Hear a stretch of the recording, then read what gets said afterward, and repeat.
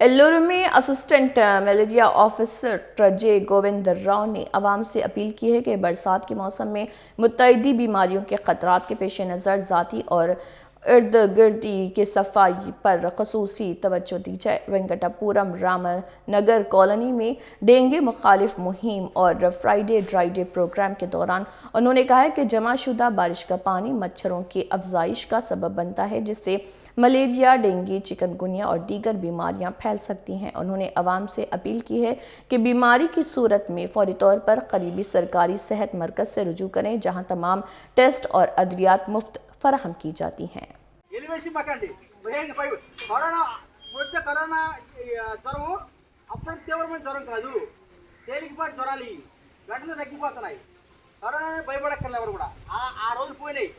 ఆ డిసీజ్ ఎప్పుడు మనం జయించాం.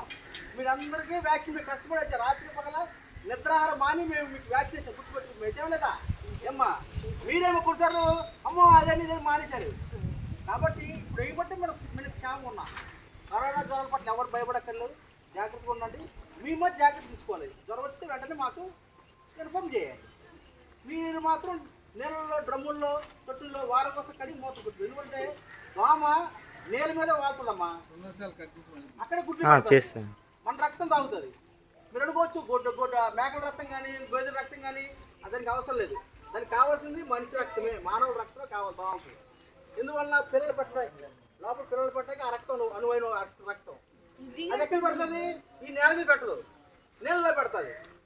అదే నీళ్ళలో మనం లేకుండా చేసి మూత పెట్టామనుకోండి, ఆ పైన బరక మీద పెట్టినా ఈ వేడికి చనిపోతాయి ఆ గుడ్లు. అందువల్ల మేము మూతలు పెట్టమంటున్నాం, ప్రతి దాని మీద మూతలు పెట్టినాం. ఎందువల్ల మనకి ఎక్కువ హానిస్తామో డెంగ్యూ దోమ, అది ఎక్కడంటే మంచినీళ్ళు పెరుగుతుంది. అందువల్ల మంచినీళ్ళ మీద మూతలు పెట్టమంటున్నాను. ఈ తొట్లు డ్రైన్ మీద మూత పెట్టబడతాను. ఎందువల్ల అది ఆ దానిలో పెరుగుతాం, మనకు సంబంధించిన దోమ కాదు. ఆ పుట్టే మనకి ఏం అవ్వదు, అది వేరే దోమ.